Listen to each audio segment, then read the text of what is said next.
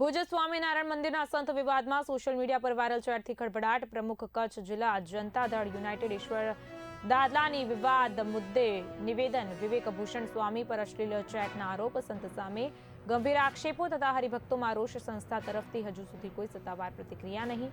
આસ્થાના કેન્દ્ર પર આરોપોથી ભક્તોમાં નિરાશા। ગુજરાતમાં ટોક ઓફ ધ ટાઉન બન્યો વાયરલ ચેટ વિવાદ। સંસ્થા સુપક્ષ રજૂ કરે છે તે જોવું રહ્યું।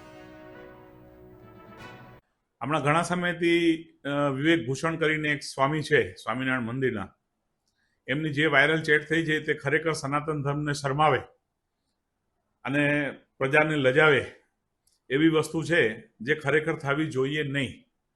એટલે આવા સાધુઓને, જે ડંભી સાધુ છે, તો જે સ્વામિનારાયણ સંપ્રદાયના વડીલો છે એમને તાત્કાલિક એમને પાછો સાંસારિક જીવનમાં મૂકી દેવો જોઈએ, જેથી સનાતન ધર્મની, સ્વામિનારાયણ પંથની અને ધર્મની જે ઇજ્જતના ધજાગરા ઉડે છે તે તાત્કાલિક બંધ કરવા જોઈએ, એવી મારી આપના મીડિયા તરફથી હું બધાને રજૂઆત કરું છું।